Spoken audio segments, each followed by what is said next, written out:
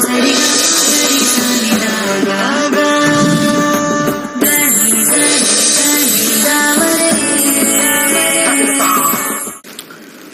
ಶ್ರೀ ಗುರುಭ್ಯೋ ನಮಃ. ಹರಿ ಓಂ. ಓಂ ಬ್ರಾಂ ಬ್ರೀಂ ಬ್ರೌಂ ಸಹ ಬುಧಾಯ ನಮಃ. ಓಂ ನಮೋ ಭಗವತೆ ವಾಸುದೇವಾಯ. ಓಂ ನಮೋ ನಾರಾಯಣಾಯ. ನಮಸ್ಕಾರ. ಏಪ್ರಿಲ್ 22ನೇ ತಾರೀಕು 101ನೇ ಬ್ಯಾಚು ಕುಟುಂಬ ಸಮೇತರಾಗಿ ಜಾಯ್ನ್ ಆಗಿ ಜ್ಯೋತಿಷ್ಯ ಕಲೀರಿ. ಅದ್ಭುತವಾಗಿರ್ತಕ್ಕಂಥ ಒಂದು ವಿಚಾರ. ಈಗ ಧನುರ್ ಲಗ್ನಕ್ಕೆ ಬರೋಣ. ಬಹಳ ವಿಶೇಷ ಇಲ್ಲಿ ಧನುರ್ ಲಗ್ನ, ಬಹಳ ವಿಶೇಷ ಧನುರ್ ಲಗ್ನ. ಯಾಕೆಂದ್ರೆ ಈ ಧನುರ್ ಲಗ್ನದಲ್ಲೇ ನಮಗೆ ಉಗಾದಿ ಭವಿಷ್ಯ ಉದ್ಭವ ಆಗಿದೆ. ದೇಶದ ಭವಿಷ್ಯನೂ ಇದ್ರ ಮೇಲೇನೆ ನಾವು ಹೇಳಬೇಕಾಗತ್ತೆ. ಅದೊಂದು ದಿವಸ ಹೇಳ್ತೀನಿ. ದೇಶದ ಭವಿಷ್ಯ ಇದ್ರ ಮೇಲೆ ಹೇಳಬೇಕಾಗತ್ತೆ. ಇಂಡಿವಿಜುವಲ್ದು ದೇಶದ್ದು ಸ್ವಲ್ಪ ರಿಯಾಲಿಟಿಲಿ ಬರುತ್ತೆ. ದೇಶದಲ್ಲಿ ಏನೇನು ನಡೆಯುತ್ತೋ ಅವೆಲ್ಲವೂ ಕೂಡ ಧನುರ್ ಲಗ್ನದಲ್ಲಿರೋರ್ಗು ಕೂಡ ಒಂಥರ ಮಿರರ್ ಎಫೆಕ್ಟ್ ಇದ್ದಂಗೆ. ಏನೋ ದೇಶದಲ್ಲಿ ನಡೀತಾ ಇರತಕ್ಕಂಥದ್ದೆಲ್ಲ ನನ್ನ ಜೀವನದಲ್ಲಿ ನಡೀತಾ ಇದ್ದಂಗೆ ಇರುತ್ತೆ. ಅಲ್ಲಿ ಆರ್ಥಿಕ ಪರಿಸ್ಥಿತಿ ಪ್ರಾಬ್ಲಮ್ ಇತ್ತು ಅಂದ್ರೆ ಇಲ್ಲಿ ನನಗೆ ಆರ್ಥಿಕ ಪರಿಸ್ಥಿತಿ ಪ್ರಾಬ್ಲಮ್. ಅಲ್ಲೆಲ್ಲೋ ಗಲಾಟೆ ನಡೀತಾ ಇದೆ, ಯಾರ್ಯಾರಿಗೋ ಅಲ್ಲಿ ದೇಶದಲ್ಲಿ ಇದೆ, ನಮಗಿಲ್ಲಿ ಮನೇಲಿ ಗಲಾಟೆ ನಡೀತಾ ಇರುತ್ತೆ. ಒಂಥರ ಒಂದು ಮಿರರ್ ಎಫೆಕ್ಟ್ ಆಗ್ತಕ್ಕಂಥ ಒಂದು ಕಾಂಬಿನೇಷನ್ ಇಲ್ಲಿ ವರ್ಷ ಭವಿಷ್ಯದಲ್ಲಿ ಯಾವ ಲಗ್ನಕ್ಕೆ ಅಲ್ಲಿ ಉದ್ಭವ ಆಗಿದೆ ಆ ಲಗ್ನಕ್ಕೆ ಸ್ವಲ್ಪ ಮ್ಯಾಚ್ ಆಗಿ ನಿಯರೆಸ್ಟ್ ಅಲ್ಲಿ ಬರ್ತಕ್ಕಂಥದ್ದು.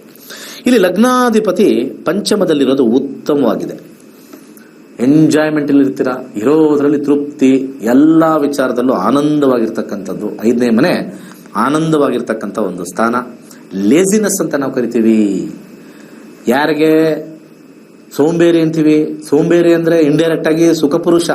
3 ಹೊತ್ತು ಮಲಗಿರೋದು, ಸೋಫಾ ಮೇಲೆ ಕೂತ್ಕೊಂಡು ಟಿವಿ ನೋಡೋದು, ಲೇಟ್ ಆಗಿ ಹೇಳೋದು, ಇವೆಲ್ಲ ಸೋಂಬೇರಿ ಅಂತ ಕರಿತೀವಿ. ಅದ್ರ ನಿಜವಾದ ಅರ್ಥ ಸುಖಪುರುಷ. ಅದಕ್ಕೆ ಹೇಳ್ತೀವಲ್ಲ, ನೀನ್ ಬಿಡಪ್ಪ ಸುಖಪುರುಷ, ಏನು ಬೆಳಿಗ್ಗೆ ಎದ್ದಳಂಗಿಲ್ಲ, ಏನ್ ಮಾಡಂಗಿಲ್ಲ, ಎಲ್ಲೂ ಓಡೋಂಗಿಲ್ಲ, ಆ ರೀತಿ ಆಗ್ತಕ್ಕಂಥದ್ದು ಇದು ಫಸ್ಟ್ ಪಾಯಿಂಟ್.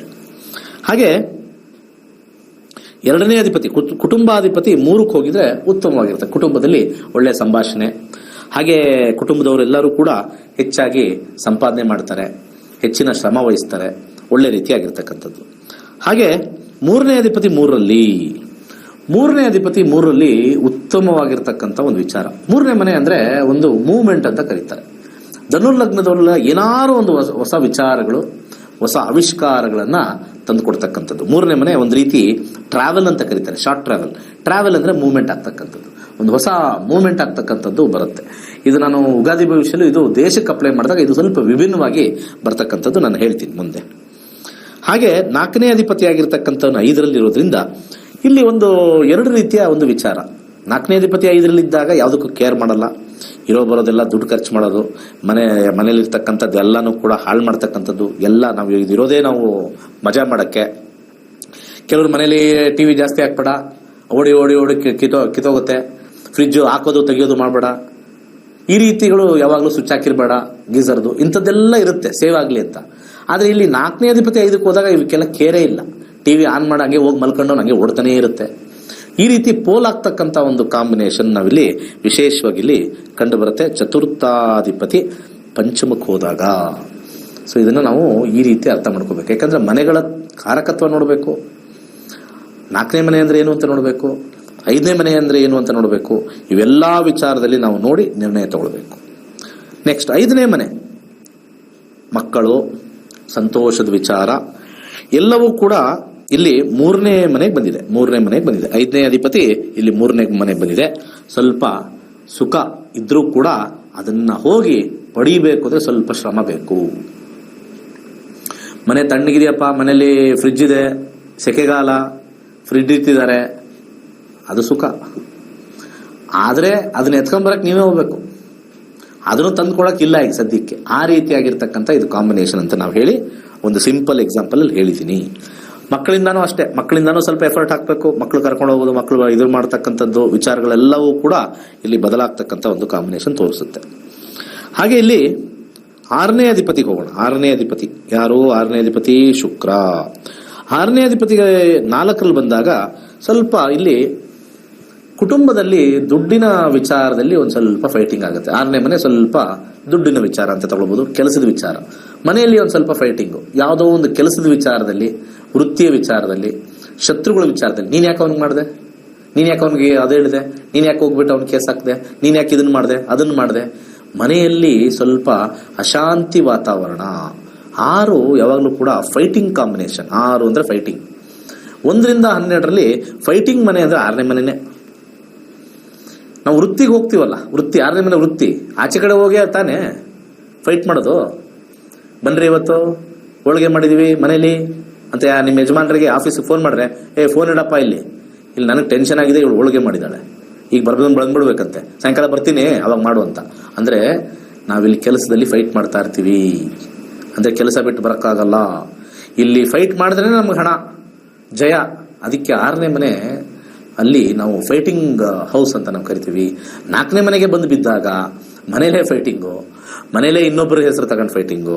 ವಿಚಿತ್ರವಾಗಿರ್ತಕ್ಕಂಥ ಒಂದು ವಾತಾವರಣ. ಈ ರೀತಿ ಪರ್ಮಿಟೇಷನ್ ಕಾಂಬಿನೇಷನ್ ಬಹಳ ಅದ್ಭುತವಾಗಿ ಪರಾಶರ ಮಾಡಿದ್ದಾರೆ. ಹಾಗೆ 7ನೇ ಮನೆಗೆ ಹೋಗೋಣ. 7ನೇ ಮನೆ ಅಂದ್ರೆ ಇಲ್ಲಿ ಹೆಂಡತಿ ಅಥವಾ ಗಂಡನ ಸ್ಥಾನ, ಅದು ಒಂದಾಗತ್ತೆ. ತುಂಬಾ ಜನ ಬರೀ ಹೆಂಡತಿ ಗಂಡದಲ್ಲೇ ಇರ್ತಾರೆ. ನಮ್ಮ ಕಾಂಪೌಂಡರ್ಗಳು ತಿಳ್ಕೊಳ್ಳಿ, ಎಲ್ಲ ಬರೀ ಹೆಂಡತಿ ಗಂಡನೇ ಅಲ್ಲ 7ನೇ ಮನೆ. ಪಬ್ಲಿಕ್ಕು ಕೂಡ 7ನೇ ಮನೆ, ಬಿಸ್ನೆಸ್ಸು ಕೂಡ 7ನೇ ಮನೆ. ಇದನ್ನು ಫಸ್ಟ್ ಅರ್ಥ ಮಾಡ್ಕೋಬೇಕು. 7ನೇ ಅಧಿಪತಿ ಆಗಿರ್ತಕ್ಕಂಥವನು ಇಲ್ಲಿ 5ರಲ್ಲಿ ಇದ್ದಾಗ ಸಂಬಂಧಗಳು ಬಹಳ ಚೆನ್ನಾಗಿರ್ತಕ್ಕಂಥದ್ದು. 5 ಒಂದು ಪ್ರೀತಿಯ ಮನೆ ಅಂತ ಹೇಳ್ತೀವಿ, ಒಂದು ಎಂಜಾಯ್ಮೆಂಟ್ ಮನೆ ಅಂತ ಹೇಳ್ತೀವಿ, ಸುಖಕರವಾಗಿರ್ತಕ್ಕಂಥ ಮನೆ. ಬಾಂಧವ್ಯದಲ್ಲಿ ಸೂಪರ್ ಆಗಿದೆ, ಪಬ್ಲಿಕ್ ಲೈಫ್ ಸೂಪರ್ ಆಗಿರುತ್ತೆ. ಆದರೆ ಬಿಸ್ನೆಸ್ ಮಾತ್ರ ಚೆನ್ನಾಗಿರಲ್ಲ. 5ನೇ ಮನೆ ದುಡ್ಡು ಕೊಡಲ್ಲ, ದುಡ್ಡು ಖರ್ಚು ಮಾಡಿಸ್ತಕ್ಕಂಥ ಮನೆ 5ನೇ ಮನೆ. ಯಾವಾಗಲೂ ಕೂಡ ನಮಗೆ ಸುಖ ಬರೋದು ಯಾವಾಗ? ಎಲ್ಲೋ ಮಾಲ್ಗೆ ಹೋದ್ವಿ, ಯಾವುದೋ ಒಂದು ಬಟ್ಟೆ ನೋಡಿದ್ವಿ, ಇಷ್ಟ ಆಯಿತು, ದುಡ್ಡು ಖರ್ಚು ಮಾಡಿದ್ವಿ, ತೊಗೊಂಡ್ವಿ, ಅದು ಸುಖ ಸ್ಥಾನ ಅಂತ ಹೇಳ್ತಕ್ಕಂಥದ್ದು. ಒಂಥರ ಎಂಜಾಯ್ಮೆಂಟ್ ಆಗ್ತಕ್ಕಂಥ. ಎಲ್ಲ ನೋಡಿದ್ವಿ, ಒಂದು ಒಳ್ಳೆ ವಾಚ್ ನೋಡಿದ್ವಿ, ನಮ್ಮ ಹತ್ರ ಇದ್ದದ್ದು 2,000, ಪಕ್ಕದನ್ನ ಹತ್ರ ಇನ್ನೊಂದು 1,000 ರೂಪಾಯಿ ಹಾಕ್ಸ್ಕೊಂಡು 3,000 ರೂಪಾಯಿಗೆ ಒಂದು ಒಳ್ಳೆ ವಾಚ್ ಹಾಕೊಂಡ್ವಿ. ಒಂದು ಒಳ್ಳೆ ಶೂಸ್ ನೋಡಿದ್ವಿ, ಸಖತ್ತಾಗಿತ್ತು ಶೂಸು, ಇರೋದೇ 1,000 ರೂಪಾಯಿ. ಆ ಶೂಸ್ ನೋಡೋ 2,000 ರೂಪಾಯಿ, ಹೆಂಗೋ ಹಂಗೂ ಮಾಡಿ ತಗೊಳ್ತಕ್ಕಂಥ. ಇರೋದನ್ನ ಖರ್ಚು ಮಾಡೋದು 5ನೇ ಮನೆ. ಯಾವುದೇ ವಿಚಾರದಲ್ಲಿ ಖರ್ಚಿನ ಮನೆ 5ನೇ ಮನೆ. ಅದರಲ್ಲಿ ವಿಭಿನ್ನವಾಗಿರ್ತಕ್ಕಂಥ ಖರ್ಚುಗಳಿರುತ್ತೆ. 12ನೇ ಮನೆನೂ ಖರ್ಚೆ, ಅದೊಂಥರ ಖರ್ಚು. ಆದರೆ 5ನೇ ಮನೆ ನಮಗೋಸ್ಕರ ನಾವು ಖರ್ಚು ಮಾಡಿಕೊಂಡು ಹಾಳು ಮಾಡ್ಕೊಳ್ತಕ್ಕಂಥದ್ದು ಒಂದು ವಿಚಾರ ಇಲ್ಲಿ ಬರುತ್ತೆ. 7ನೇ ಮನೆ ಅಲ್ಲಿ ಹೋದಾಗ ಬಿಸ್ನೆಸ್ಗೆ ಸ್ವಲ್ಪ ಲಾಸ್ ಆಗ್ತಕ್ಕಂಥ ಒಂದು ಕಾಂಬಿನೇಷನ್ ತೋರಿಸುತ್ತೆ. ಹಾಗೆ 8ನೇ ಅಧಿಪತಿ ಆಗಿರ್ತಕ್ಕಂಥವನು 8 ಅಂದ್ರೆ ಮತ್ತೆ ಅದೇ ಉಪದ್ರವ, ಅದೇ ಸಮಸ್ಯೆ. ಆ ಸಮಸ್ಯಾಧಿಪತಿ 4ರಲ್ಲಿದ್ದಾನೆ. ಇಲ್ಲಿ ಬಹಳ ಡೇಂಜರ್. ಮತ್ತೆ ಮನೆಗೆ ಅಂಟಿಸ್ಕೋತು. ಅಲ್ಲಿ ಫಸ್ಟ್ 6ನೇ ಮನೆನೂ ಅಲ್ಲಿ 4ರಲ್ಲಿ ಹೋಗಿ ಗಲಾಟೆ ಮಾಡ್ತಾ ಇದ್ದಾನೆ.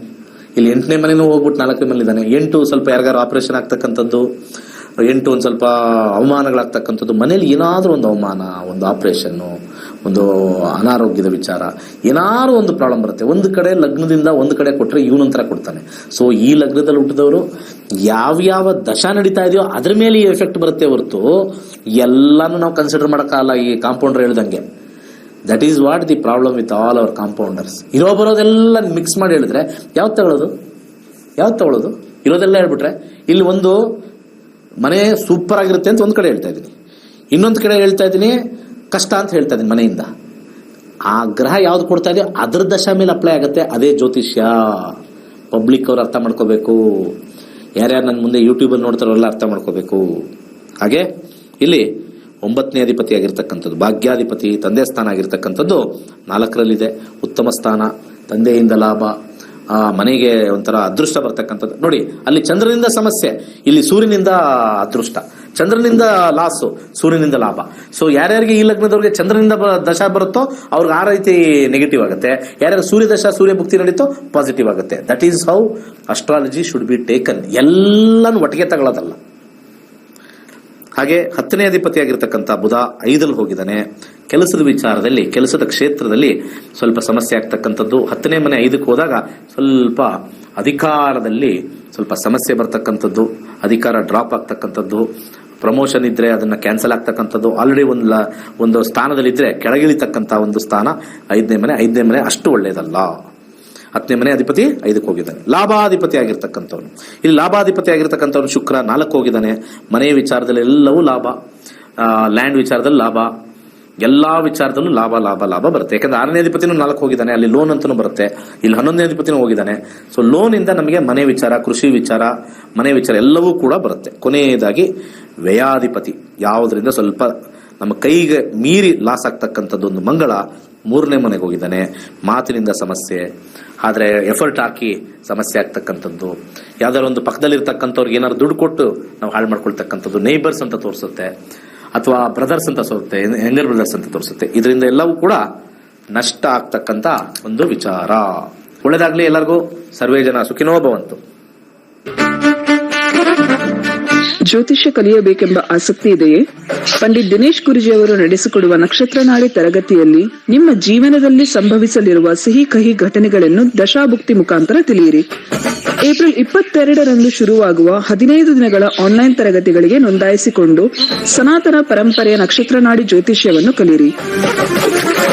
ಹೆಚ್ಚಿನ ಮಾಹಿತಿಗಾಗಿ ನಮ್ಮ ನಕ್ಷತ್ರ ನಾಡಿಯನ್ನು ಸಂಪರ್ಕಿಸಿ. ಧನ್ಯವಾದಗಳು.